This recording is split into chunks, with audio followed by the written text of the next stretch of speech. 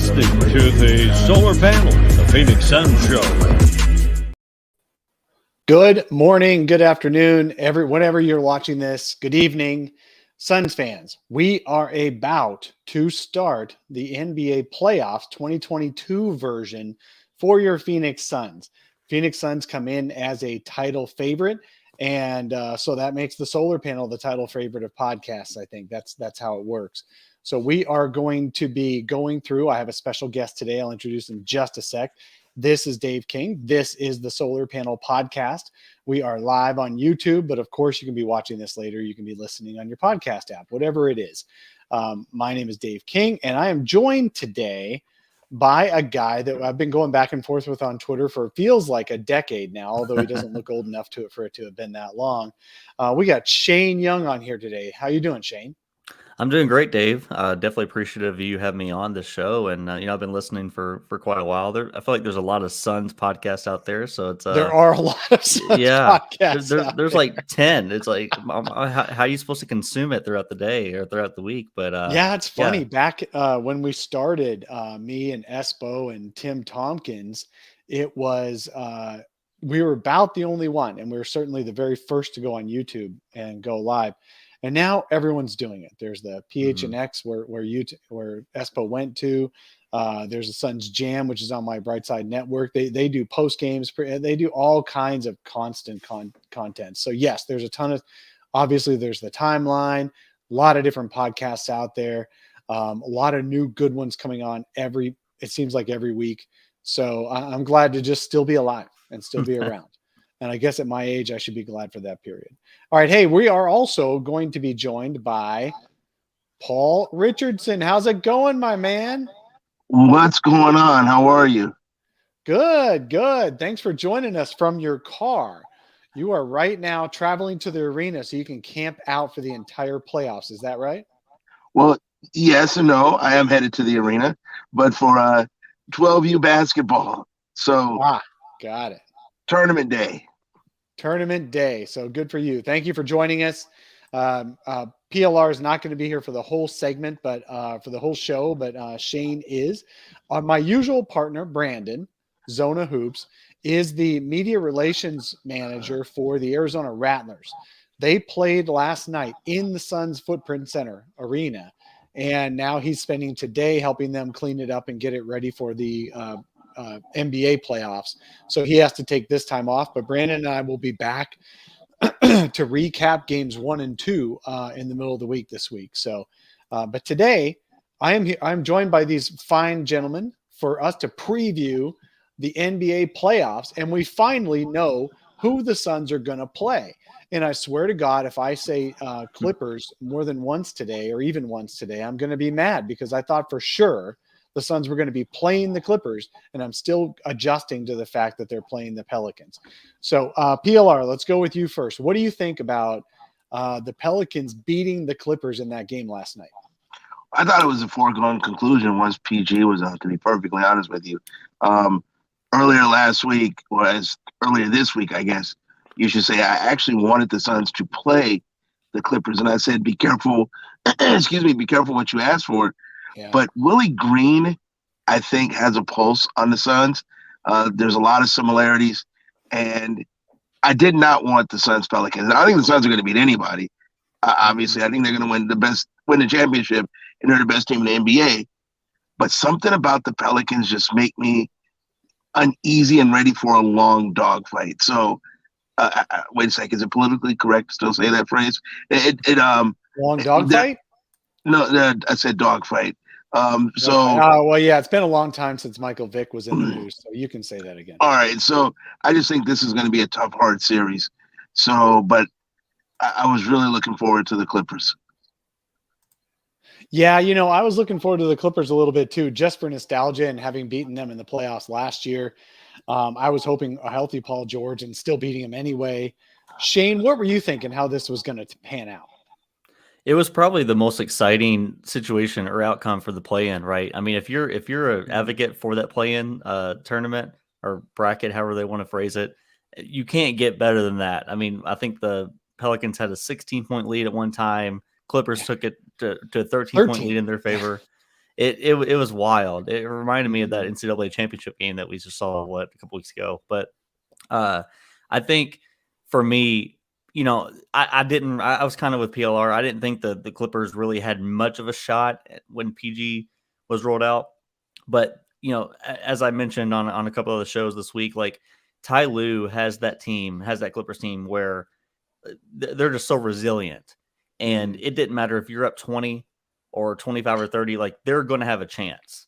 Like they're going to have a chance to come back and storm back and win. So for the Suns' sake, I think that this is the better matchup for me. I think this is the better outcome for the Suns' sake, in my view, just because you don't want to get into a series where the Clippers, who probably have the best depth in the NBA, and that sounds crazy for a 42-win team, right? Like you don't really say that that's the deepest team in basketball, but they have been. And I think if you got PG cleared from COVID and everything like that, then Norm Powell, who is just starting to find his groove with the Clippers, and next year should be great for him. But this year, I think New Orleans is a good story. Anytime a 36-win team can get into the playoffs, I guess it's a decent, solid story. So, CJ McCollum and Brandon Ingram are going to be fascinating from an offensive standpoint because the Suns do have a lot of different defensive coverages they can throw at those guys. I mean, they can switch everything and make them go one-on-one, which the Clippers try to do until the second half. Then they started doubling everything from 35 feet away, kind of ruined their defensive setup and gave up a lot of layups as a result. But once they started bending toward Brandon Ingram wholly, then they lost sight of everybody else. I think the Suns are just a lot more disciplined than people are giving them credit for defensively. Everyone talks about their late game offense. Everyone talks about Chris Paul leading the show and Devin Booker taking over in the fourth. But defensively, I think Mikal Bridges is going to be the most important player of this series because you have two dynamic wings or isolation scorers that you could just put Mikal or Jay Crowder on them and say, here, shut this water off. Yeah, absolutely. And that's interesting because that's how Devin Booker calls it. He says when they get into the clutch, they just decide when it's time to shut the water off when they're healthy. They have I think they finished with the 5th best all-time record in the clutch. And I know there are some folks who think clutch statistics are farce, or not farce, but they're misleading because you can have a game that's in the clutch. Like, for example, when the Suns lost to the Clippers a week ago, they were down 39 points because they rested their entire starting lineup minus Mikal Bridges. Mikal plays every single game. And they went down 39 points in the third quarter because they weren't playing anybody. Got it down to 4 points with almost no time left on the clock. That suddenly made it a clutch game because the Clippers started playing their third string. And now that counts as a clutch loss for the Suns. So the Suns are helped and hurt by the rules of clutch, and the rules of clutch being at any point, if the game at any point is within 5 minutes in the 5 points in the final 5 minutes. So the Suns did, though, they finished, I think it was 33-8.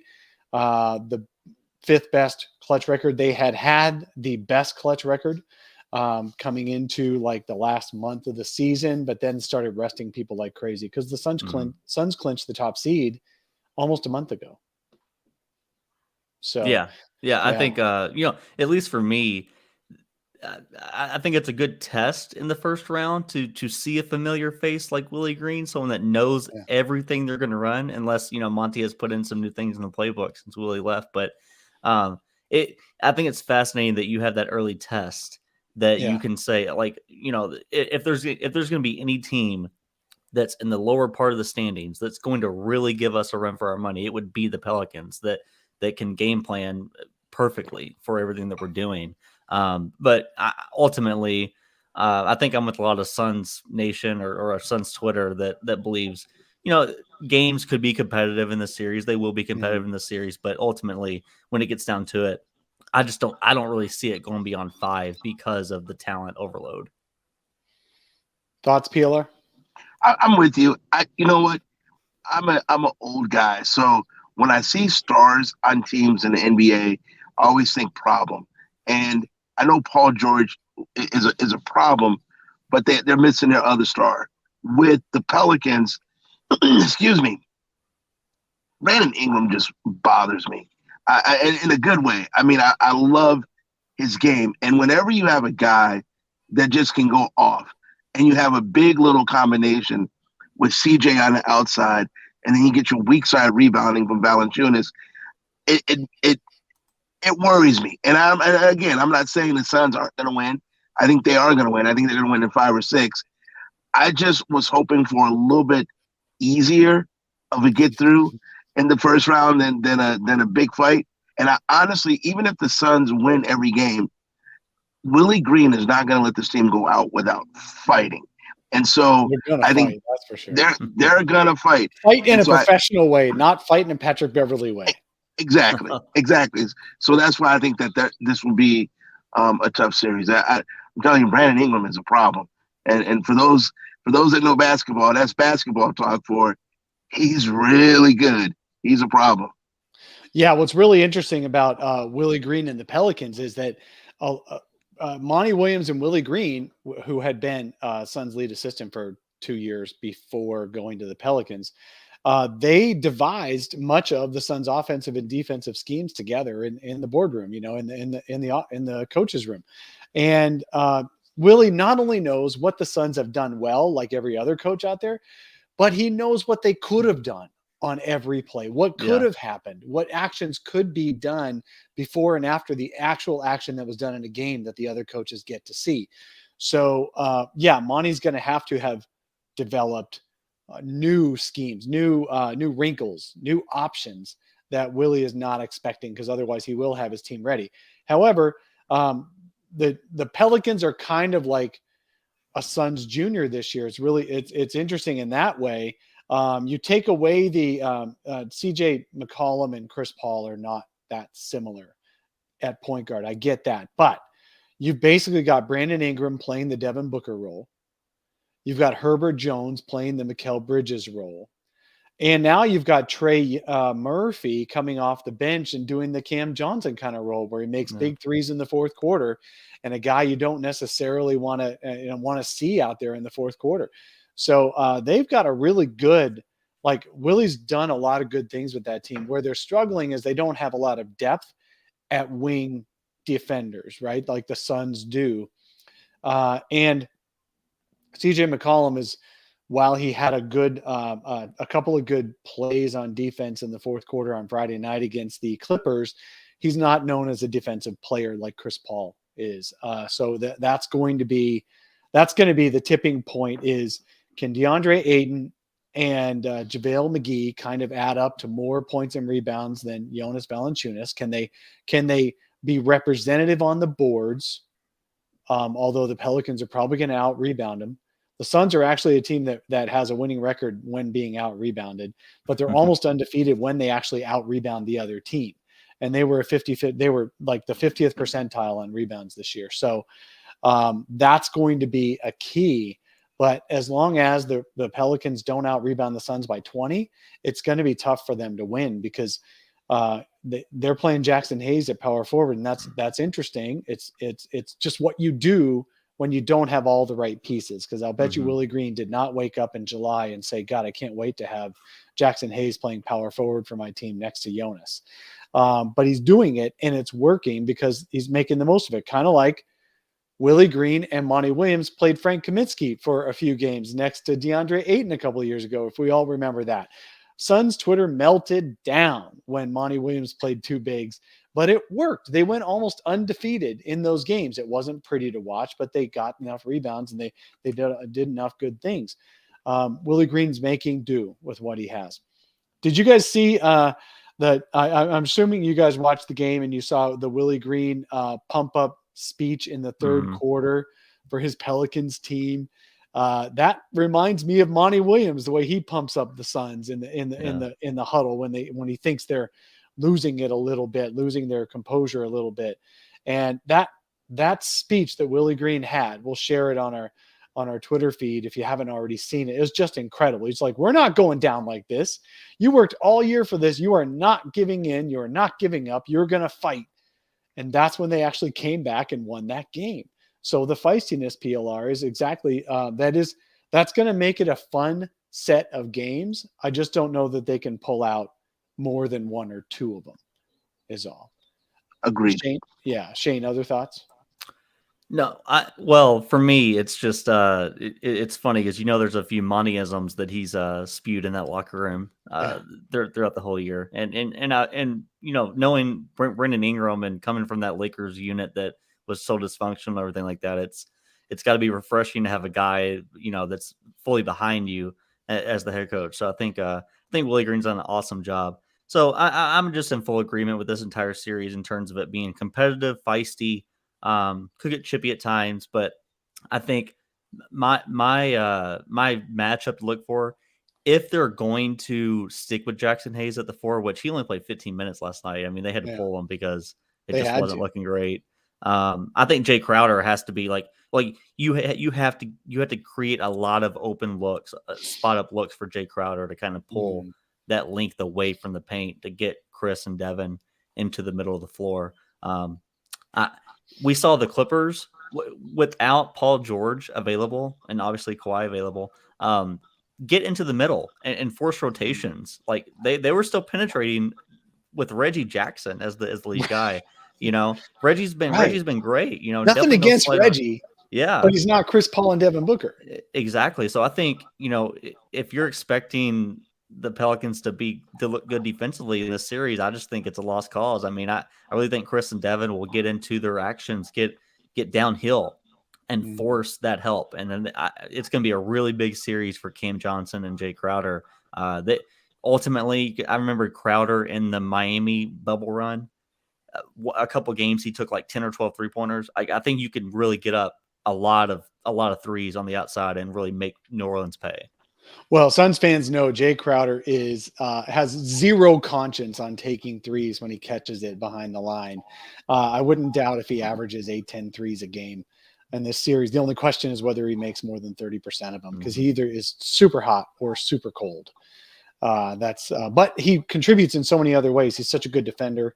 He can get rebounds when he wants to, although as one of the commenters pointed out, Larry Nance was incredible for the Pelicans in that game. And that secondary rebound, that rebounder, when the Pelicans went small, he fought for rebounds that the Clippers just weren't ready to grab for themselves. They weren't, it was interesting. Both teams started big. Then the Clippers went small and went on a run. And then the Pelicans went small to the Clippers' size and had Larry Nance at center. And all of a sudden the Pelicans came back because the Clippers didn't know what to do once it went small. And that's 2 games in a row. The Clippers didn't know what to do when the other team went small, because they did the same thing with the Wolves. They were leading the Wolves, and then the Wolves went small when Cat got his 5th or 6th foul. And then all of a sudden the Clippers couldn't stop the Wolves. So it turns out Clippers had a lot more holes than we had thought they might, but I guess that's what happens when you're 42-40 in the season. You're not as strong as you were the year before.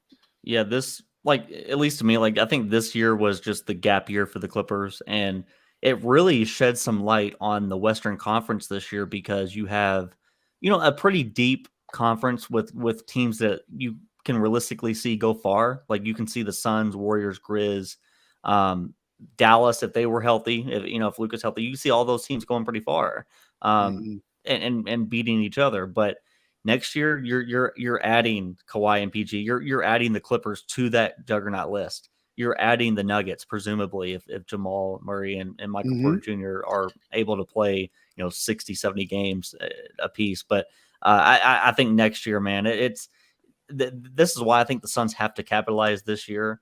It's because you're just never guaranteed next year. Oh, absolutely.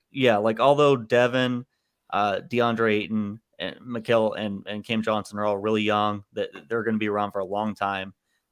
Hopefully, if Ayton gets that contract and he's there in Phoenix for a long time, but you're just never guaranteed to be the best team in the conference next year. Honestly, I hate using this phrase, but so I'm not.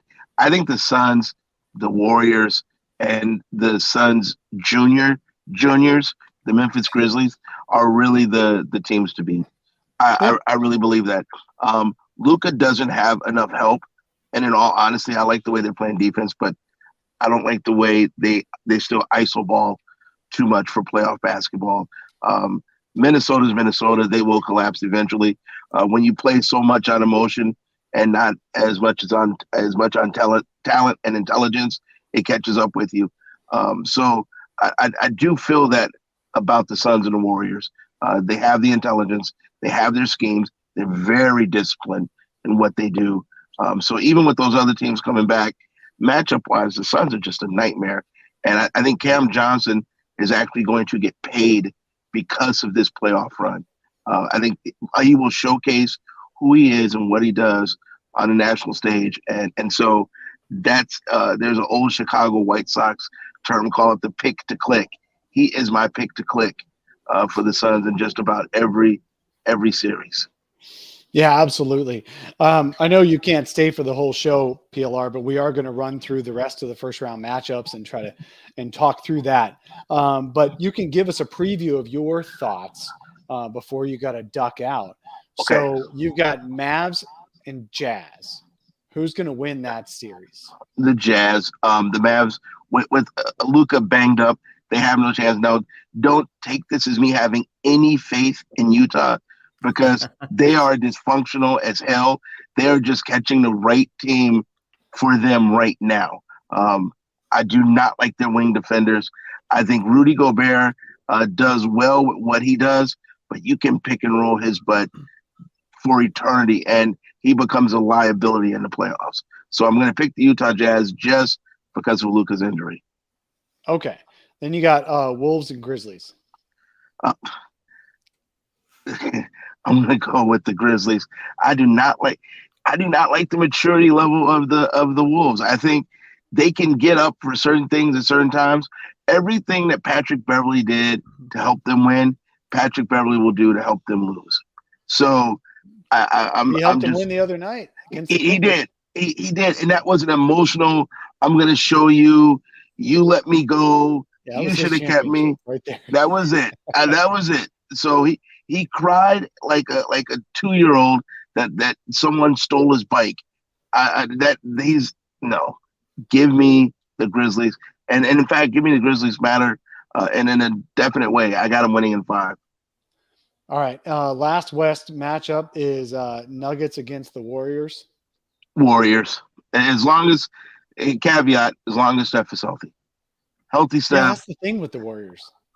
You don't know who's going to be healthy. You don't, but he's had 2 full practices, contact practices, so he looks like he's ready to go. The Joker just does not have enough help. And when you play a team like the Warriors, this isn't playing Portland last year when Portland does what Portland does every year in the playoffs. These are the Warriors, and he needs more help. And as much as I like the role guys behind him, that's just not enough. Yeah. Yeah. Okay. I don't know how much longer you can stay, PLR. So I just wanted to get your take on the rest of the West. Let's go back to our schedule here. Do we have any more comments on Suns Clippers, Shane? Suns-Pelicans? I'm sorry. See, I did it. Dang it. Hey, if it's Suns-Clippers, I'll come out there right now for game 1. Okay. Yeah. We'll do it. Pelicans. I think it's just going to be a fun series. It's in the first round, what you're looking for is setting habits, setting a good foundation that you can rest on for the rest of the playoffs. But interesting enough, you mentioned that we should bring up the 2014 Spurs comparison that I've been making for this Suns team. I think I would caution Phoenix fans that although all of us are picking the Suns in 5 or 6, probably 5, at least for me, it could be a series that extends, and it doesn't necessarily mean that it's a worrisome sign for the Suns, or that if it does go 6 or 7, it could just be a bad matchup that we didn't anticipate, or that Willie Green connection that he really has that team dialed in on everything Phoenix is going to do, because the Spurs in 2014 went to 7 games in the first round, and we just don't really think about that. They were trying to avenge the previous year's finals loss and get to Miami, that they kind of overlooked Dallas a little bit, right? in that first round. I think Vince Carter hit a game winner in that series. So, if you're trying to keep that parallel going, which I do think that this Suns team is a lot like that Spurs unit, which we'll get into later. I kind of just think that you should caution Phoenix fans that don't freak out if something doesn't go your way, or don't freak out if you end up 2-2 against the Pelicans in the first round. Yeah, that's a really good point, because it is okay for a series to go 2-2 because the Suns have home court advantage. They'll have 2 of the last 3 at home, no matter what. And even going all the way back to the Bulls when they were so dominant, what are the shots that we remember? They're the Michael Jordan game winners at the very end. It's like in game 6 or game 7 that closed out a series. Well, if the Bulls were so dominant, why did they even let it get that close against some of these teams, right? That you need to make those big shots. And just last year in the Western Conference Finals, we all remember the Valley-oop play that we're calling it, that where DeAndre Ayton needed that inbound dunk to win the game in game 2 against the Clippers when Chris Paul was out with COVID. Otherwise, that series may have gone differently. So, you need some luck. You need some things to go right for you. You need shots to fall. The good thing for the Suns is that the shots have fallen. They've proven it last year in the playoffs. They're not just a regular season team. Thoughts on that, PLR? Before I dip out, let me go ahead and stop the Jordan Bulls slander real quick. They only got pushed to 7 a couple times out of 6 rings. And let me go ahead and make this this bold prediction. I don't think any team, the Suns would need more than 6 games to get rid of any team through the playoffs. So notice I'm not just saying the West. I'm saying in the finals. So I know the whole thing now are hot takes. That's not a hot take for me. That's a fact. I think, honestly, the one thing that the national media and the national fans will see, this team can play different styles. And as we compare them to the Spurs, I remember the Spurs one playoff run. I don't remember the year, but they played the Suns when the Suns were 7 seconds or less, and Tony Parker lit the Suns up. Excuse me, and they won in they won one game like 135 to something. Then the next series was more of a grind series, and they were scoring about 99, 104, and they won that way. And then the next series was different, and they won that way. So I guess my long way of saying it is, I think any style you want to play with the Suns, they can do that. If you want to get out and run, you have Mikal Bridges on the wing finishing. You have Devin Booker getting up and down the court. You want to slow it down, then Chris Paul will pick and roll you and surgically cut your heart out. If you want to play defense, we can do that. Mikal will guard the 1 through 4 and shut down anybody that needs to be shut down. That's what makes them special, that it doesn't matter what style you want to play. They can adapt to that. If you pick and roll on defense, there's DeAndre Ayton. You want to go big, there's McGee. You want to go physical, there's Biyombo. It doesn't matter. And that's what I think makes this team special. And like those Bulls that Dave was slandering to us, Chicago slandering. People, they can play any style. And yes, sometimes you do get pushed to 7 games. I just don't think this team will. I just think the way they're put together is it's put together too well for any team currently in the West to really take them long series. And what I thought it was. Oh, go ahead, Shane. Oh, I was just going to say what you just said, PLR, about adapting to all the different and varying styles. That's going to come in handy if they play the Warriors in the West Finals. Like if that is the series, there's nobody prepared better than what Phoenix can do, because as we saw with that 2018 Rockets team playing the Warriors, you can really take Golden State out of what they want to do off the ball just by switching everything and just kind of saying, hey, you're going to go one-on-one, whether you like it or not. And I think, Chris Paul's leadership in that series to be able to say, hey, we're going to switch how we're playing just to make them angry, like just to irritate them and really get them out of their stuff. So adapting to different styles is exactly why the Suns are heavy favorites. Hey, thanks, you guys. I'm sorry I got to dip out on you, Dave. Thanks for coming in, man. I appreciate you. No worries. You guys take care and go. Oh, whoops. I cut him off too early. Sorry, buddy. I thought you were out. Hey, so anyway, Shane, so you brought up the fact that these Suns seem most like the 2013-14 Spurs. Suns fans won't even know what you're talking about because we hate the Spurs so much. We have never even paid any attention to them. So I'm just going to give you all a quick history lesson. that the Spurs lost that wild 4-step back. The NBA Finals against the Miami Heat in 2013 with the 4-step back Ray Allen 3 to force overtime, and then the Heat ended up winning the series when the Spurs were really in the driver's seat for that series. They were so mad and hurt from that loss. Of course, this is the Spurs who had been 20 straight seasons of 50 plus wins, but still, they were so hurt by that loss in that finals that they blitzed the league the next year and blitzed through the playoffs and won the championship over those same Heat. So that's what we're talking about. That is the kind of year the Suns are having. They've been talking all year how they cannot get that finals loss out of their heads all year. There's no other goal. Book mentioned a couple of times, hey, I'd love to see Monty Williams get Coach of the Year. I'd love to win MVP. Or other people have said Book should win MVP. They talk every once in a while about little things. They've been enjoying little milestones throughout the year, but there's only one goal in mind, and that's the finals. And I feel like that's the right mindset. When I watch these other teams, nothing against it, right? Sometimes you need that kind of motivation. But when I watch other teams celebrating in the second quarter, overtaking a lead, or third quarter overtaking the lead, the Suns just kind of go through, and they just keep, as Monty says, pounding the rock, which was also what Spurs, Pop used to say. That is the mantra. That's where Monty got it. It's a Spurs website. I know, on SB Nation, pounding the rock. I love those guys.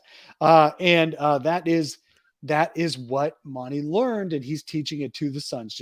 Just keep fighting, keep going through. I still remember, solar panel fans know I've told this story before, and they've heard it themselves. They heard it firsthand themselves.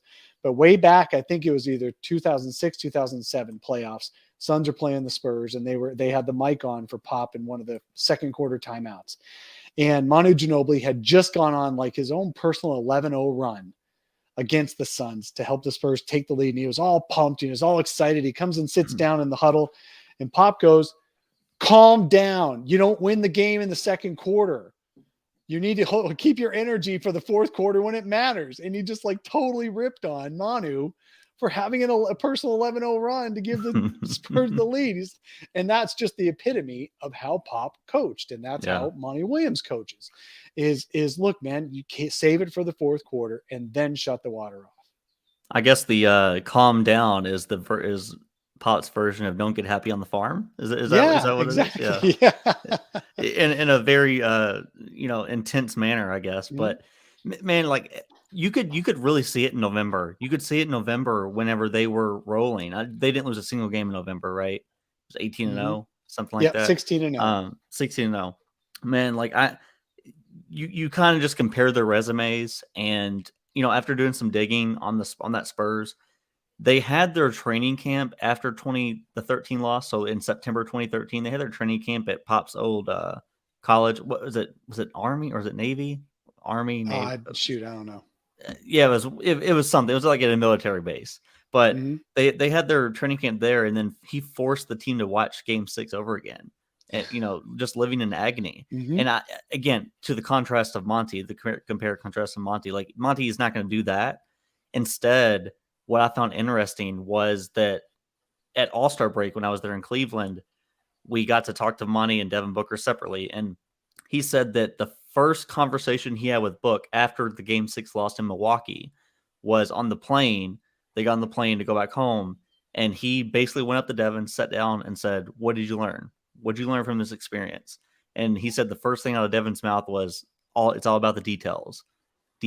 And I think they've been just ingraining that into every player from 1 to 15. Even the guys like Ish Wainwright, all the guys that are at the end of the bench or guys that aren't going to get much playoff run, they know that everything that you do in practice matters.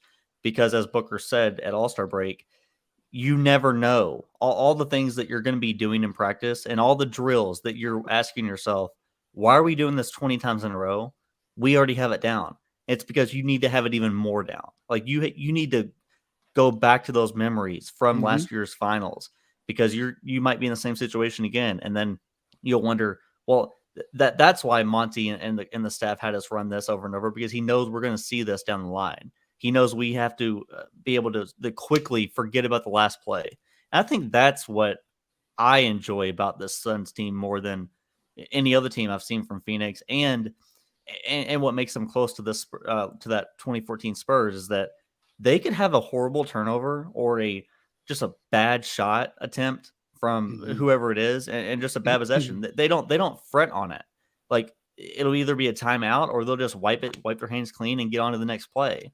It's like they have a really, really bad short-term memory, and that's great for a basketball team. So I think that when you combine everything and the roster construction, having your key guys that are going to get you into sets like Manu and Tony, Chris and Devin here, and then you have your cutters. I mean, if you think back to that 2014 Spurs unit, it was relentless, like Danny Green, Kawhi Leonard, Boris Diaw, always on the move. And I think that's what they have kind of mastered with Mikal, Cam, and even Campaign and Jay Crowder. Yeah, they had a sequence against the Spurs. The Suns have been in a lull for the past month because they clinched the number 1 seed. They kept their edge for a couple of games, then they started getting rested every other game. But against the Jazz last Friday, the Suns had a fourth quarter where they really needed to come back because the Jazz were playing well and had the lead and all that. And the Jazz were doing a good job of containing Chris and containing Devin Booker. And so what happened was Mikal Bridges just started cutting like crazy, like you just said, off the ball. Mikal Bridges just started cutting to the rim and making his shots. And he had like the best fourth quarter I've seen of him as a Sun. He's had some good fourth quarters, but he usually takes a scoring backseat by that time because he's focused on defense. In this game, he actually took the main scoring option for a couple of minutes there to give the Suns the lead. And that's it. That Suns have so many options and they know how to use them. The only thing we want to see elf on the shelf. That's the only thing. Because the only guy who hasn't really figured out the Suns system, good player individually, but hasn't figured out the Suns system to be successful, is Elfrid Payton. So we're really hoping that Elfrid Payton doesn't play a lot of minutes. That's usually a bad sign for the Suns. There was a foot injury to Landry Shamet that Monty Williams mentioned yesterday.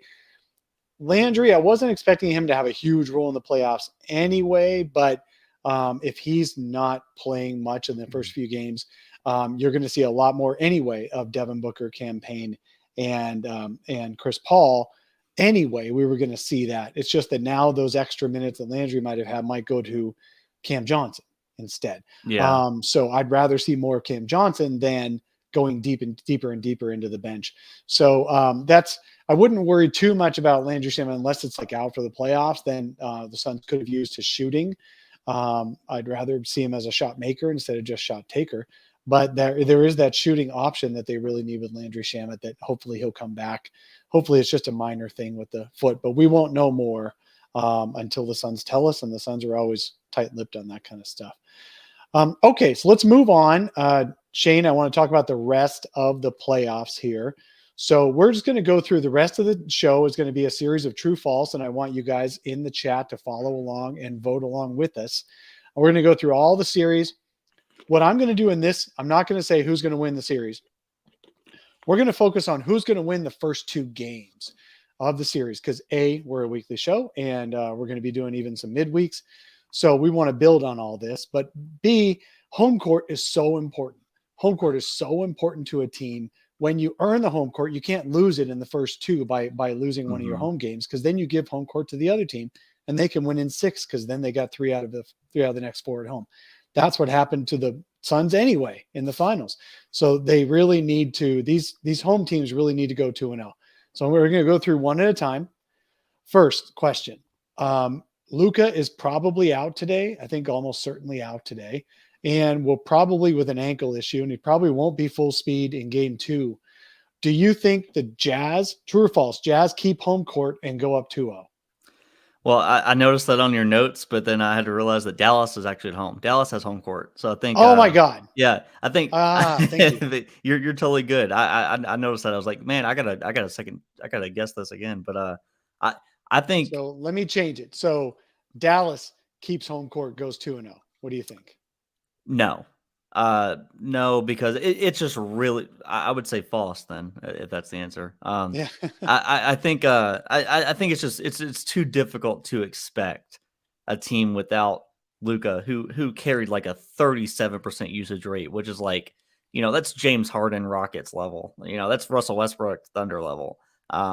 It's hard to just readjust your game plan on the fly like that whenever you're playing a team this good. So I would say false. I think the Jazz are going to steal one, probably both.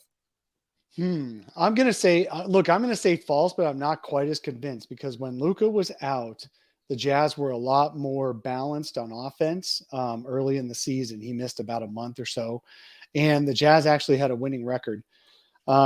Excuse me. The Mavs had a winning record without Luka for about a month. And because Jalen Brunson became a primary option and other guys got run. But that was also when Tim Hardaway Jr. was healthy, and he's out now. So the Dallas can play well. And as you remind me, they are at home. So I think they at least split, but I think it is false that they're going to be up 2-0 after 2 games. So I'm going to say 1-1. Okay. And yeah, that's totally reasonable because I think that series is destined for 6 or 7 regardless. I just feel like they're 2 evenly matched teams, although a lot of people don't believe that about Utah because they just crap the bed so dramatically down the stretch of the season. I saw that they were 1 game under 500 for the last like 3 months of the season. That's scary. Are you serious? That's scary. Yeah. They started so hot. They started so hot and had the best point differential at Christmas by a pretty healthy margin. And then after that, Phoenix is just like, hey, we'll take this from you. That's interesting because if that's assuming that's true, the going back to the Pelicans, the Suns' opponent, they started 1-12 this year, and they finished the rest of the season. They were 35-34, so they were actually better than the Jazz. That's interesting. Wow. Okay, second question. I'm going to get these right going forward here.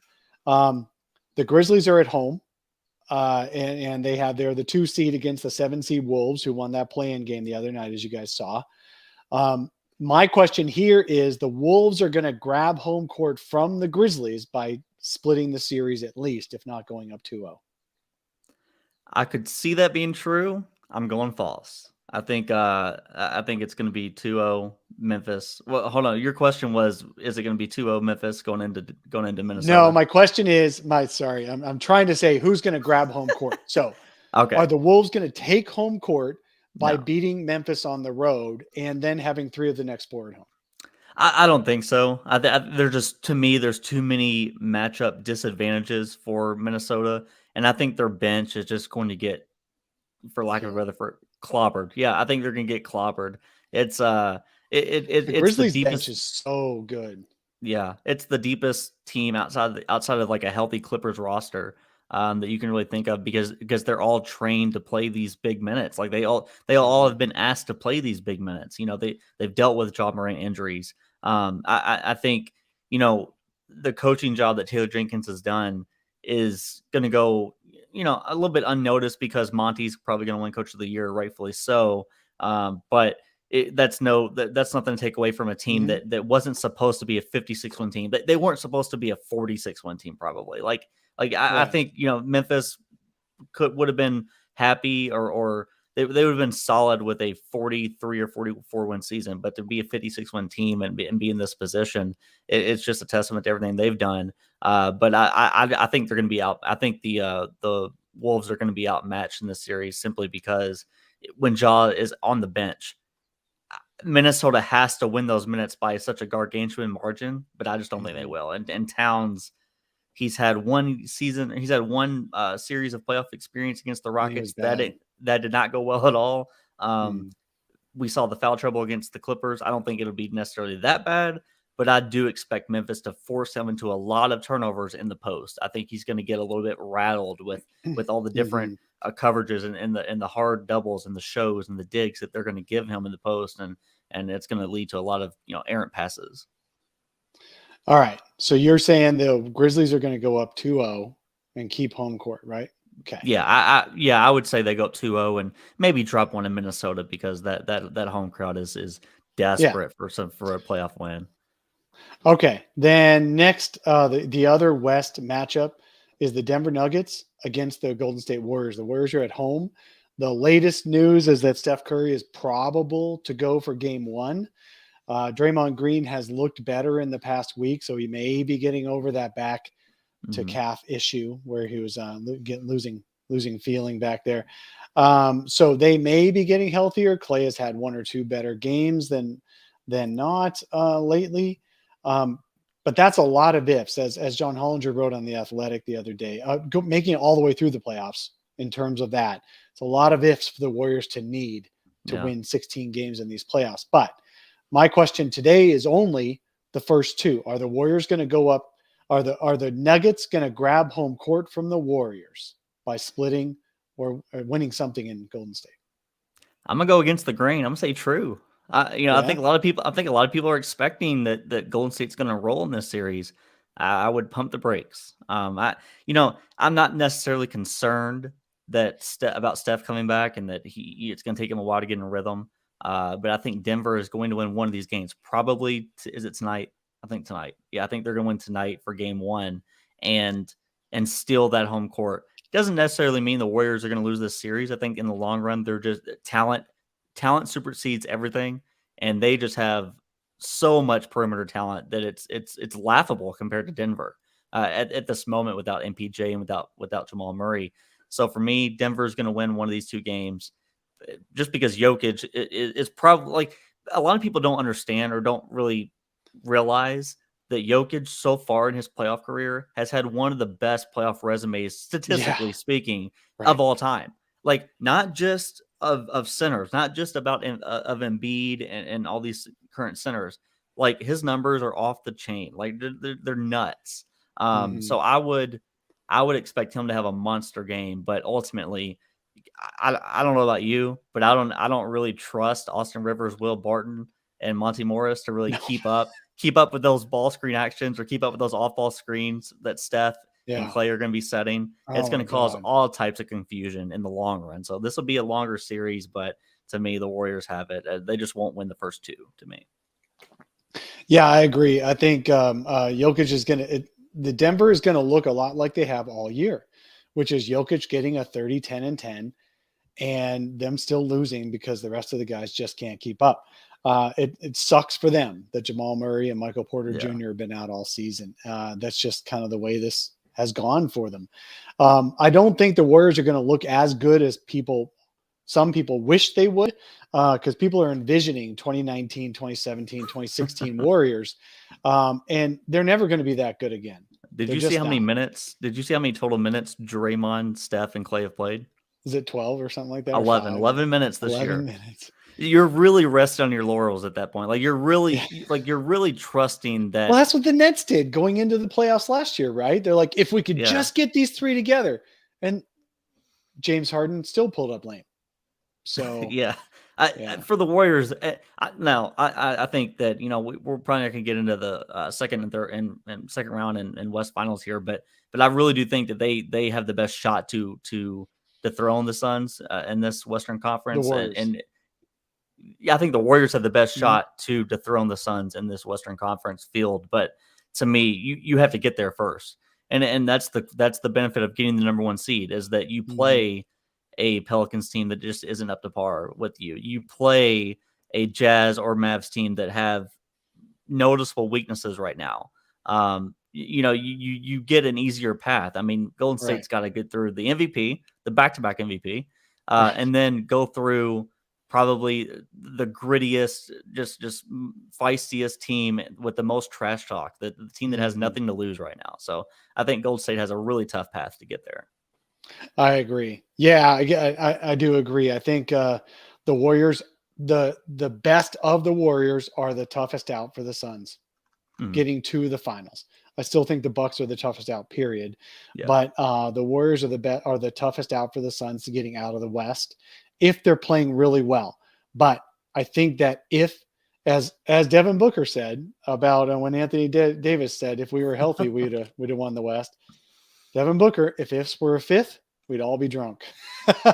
he had a couple other more phrases in there, but he said something about if my mother had a.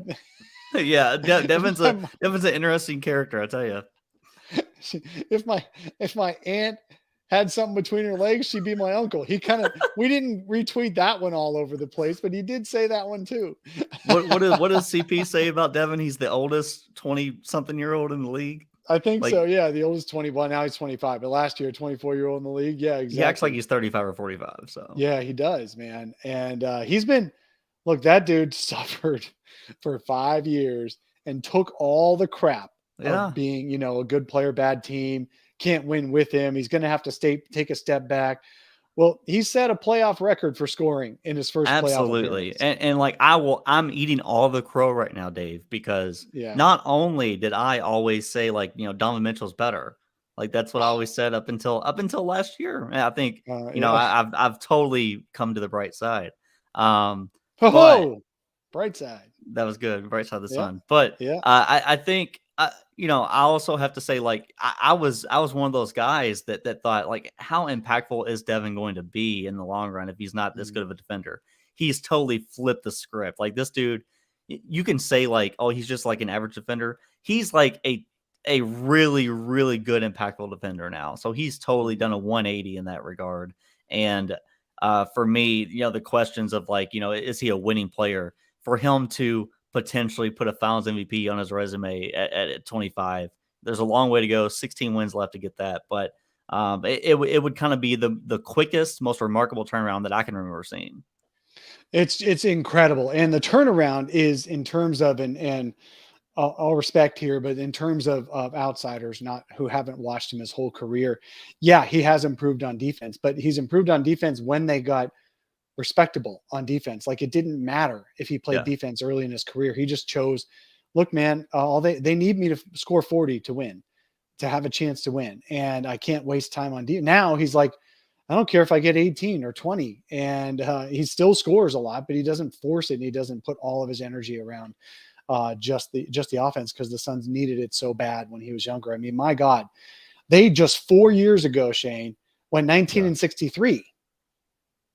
And this year they're 64-18, and they had an 17 game losing streak in that season with Ayton, Mikal, and Book. And I every once in a while we ask them those questions, and they're just like, man, yeah, we occasionally look at each other and we go, oh my God, I can't believe how much has changed, and they're never again. We always said never again, and it actually mattered. Yeah. And it really, I know we got a little bit off topic, but like, it really goes back to what you value as a culture changer, culture setter. Like, is it Chris Paul?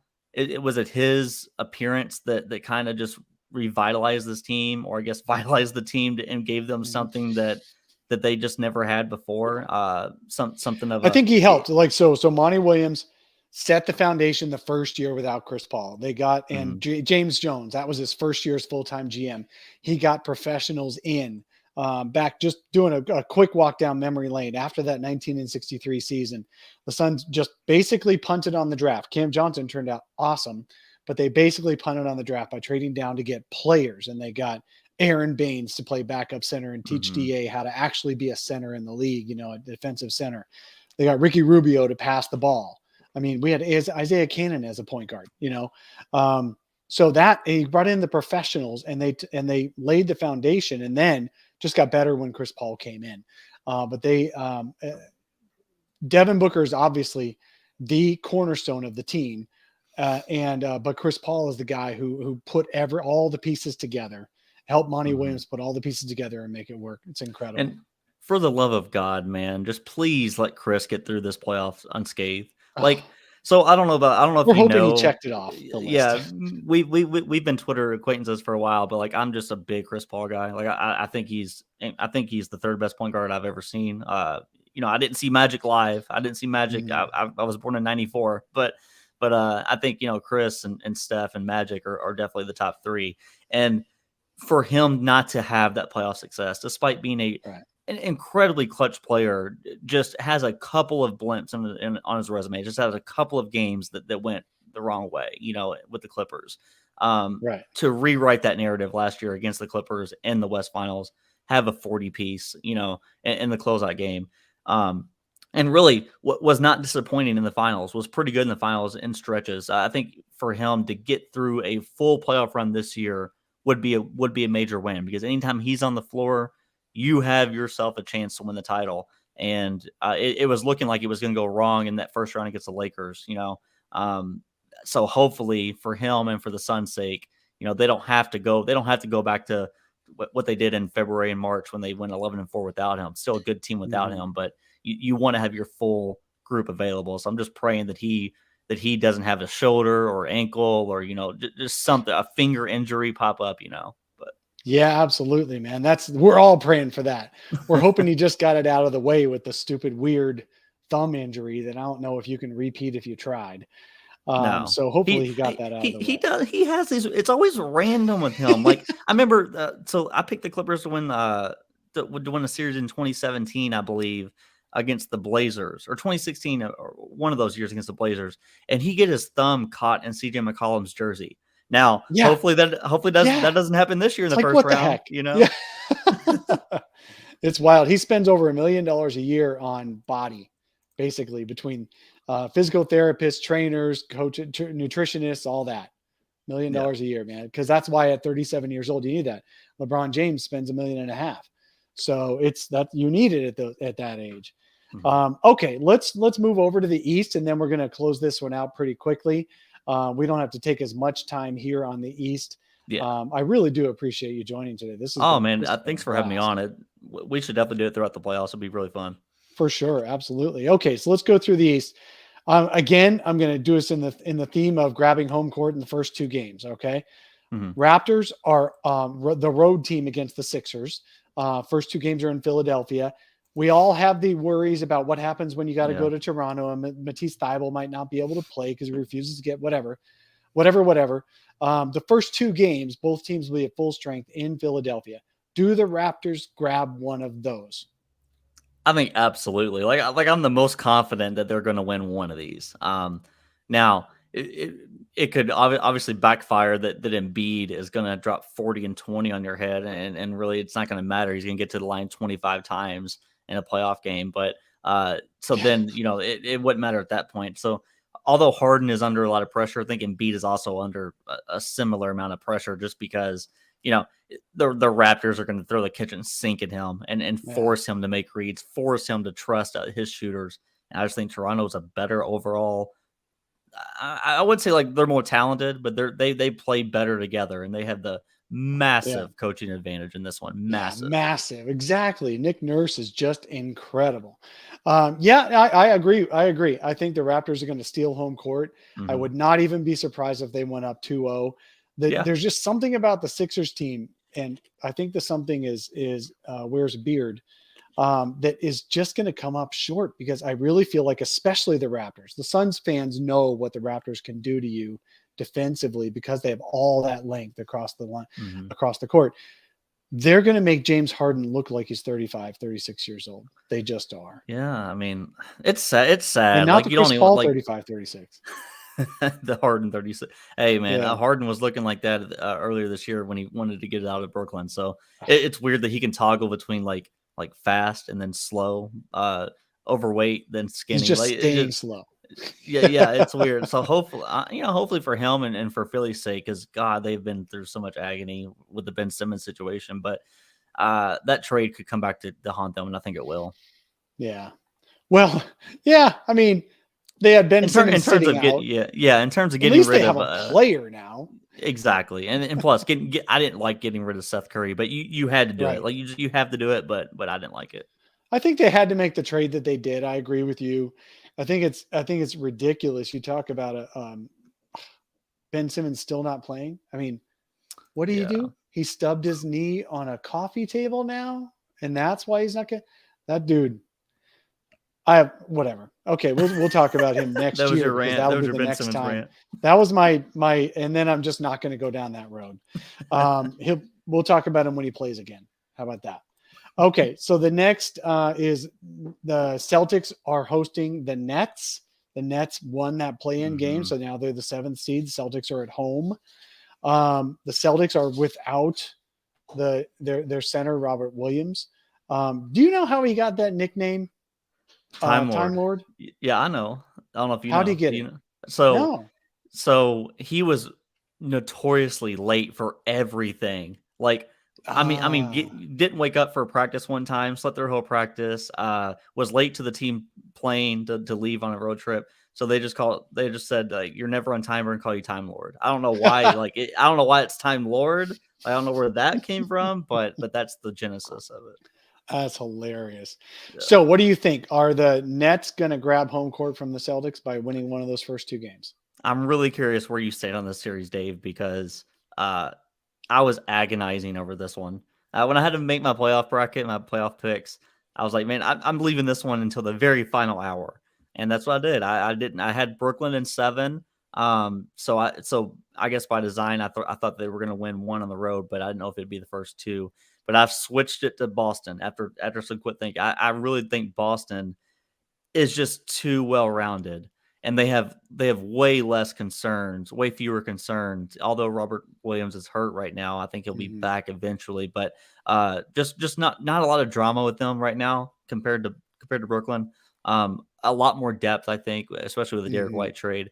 So I want to bow out on this question, but I'm going to say that Brooklyn wins 1 of the first 2, but this series you can literally flip a coin because you have probably 2 of the 5 most skilled offensive players in basketball history on one side, and then on the other side you have a team that is extremely well coached with Ime Udoka, and they're going to put Brooklyn's defense through the ringer by running a lot of actions to pick on Kyrie, to pick on Seth Curry. They're going to be relentless on that end. So I kind of lean Boston in 7, but for the sake of your question, they'll split 1-1. I'm totally on board with what you just said. I think they're going to split 1-1. Kevin Durant's going to get a 50 in one game, or Kyrie's going to get 50 in one game, and they're going to take one in Boston, I believe. But overall, even without Time Lord, the Celtics are just too deep and too well coached. And I got to tell you, when the Celtics started off slow, first of all, before the season, there was talk that Ime Udoka would win some Coach of the Year votes before the season started as a rookie coach. I'm like, that's just ridiculous. That is ridiculous. There's no way, blah, blah, blah. And then they start out slow, and I'm like, it's really ridiculous. I can't believe those fools actually wrote that he might win Coach of the Year or be a candidate. Now, how well they're playing, how well they're coached, he figured out how to play those guys together. They were 25-25, and they finished 26-6. Yeah. I would have him in the conversation. I would definitely have him in the conversation. Obviously, I'm a Monty Williams guy, but I would definitely have him in the conversation as Coach of the Year, as a rookie coach. So really, good on him. Willie Green, Ime Udoka. There's some really good rookie coaches out there that have gotten their teams into these playoffs and ready to go. So I say they split, but I think the Celtics will eventually take this series. Last 2, Bulls. Can the Bulls take anything from the Milwaukee Bucks? Oh man, think of a horror movie, Dave, and that's what this is going to be. The ultimate slasher film. Take your pick. Scream, Halloween, whatever it is. This is going to be a nightmare. I don't think Chicago has any prayer of stopping Giannis from getting within 10 feet. Once he gets within 10 feet, it's a power dribble and a he dunk. just reaches up. Yeah, exactly. Or it's a wicked spin move, and then he's going to force help and hit a wide open. Whether it's Grayson Allen, Chris Middleton, whoever it is in the corner for a 3. It's going to be ridiculous. No, the Bulls have no chance. I think it's going to be a sweep. Maybe I'm a little bit too overconfident in that, but just watching what Giannis does to Chicago, Nikola Vucevic, it's gonna be scary. It's gonna be scary. That's gonna Matador defense right there against the absolute worst player in the league to have Matador defense against. If Suns fans, if you thought you were disappointed with DeAndre Ayton's defense against Giannis, which is still crazy to me because he's one of the top 5 players in the history of the NBA when he's on like that. Yeah. But still, if you thought that was bad, if you still think that was questionable, watch this series and watch what happens to Vucevic. I need to look at, when we get off I need to look up some records on first round individual performances, like a player that averaged maybe 40, 10, and 10 for a series, because it's in question. It's definitely in question in this one. Wow. Yeah. Okay. That's that. This one's a walk away. That's walk over. Yeah, absolutely. Last one. Hawks. Trae Young. They got themselves into the playoffs by winning 2 play-in games, with Trae Young having huge second halves in both games. The Miami Heat get them at home. The Miami Heat are heavily favored. Yeah. But do you think the Hawks win one of those first 2 games and grab home court? I'm gonna say they do, but it's not gonna matter. I think Trae Young is gonna have a special road environment game because he loves the road and he loves antagonizing the fans. But this is like we always see this type of series sometimes. I feel like we see it once a year or once every couple of years where a team steals one on the road.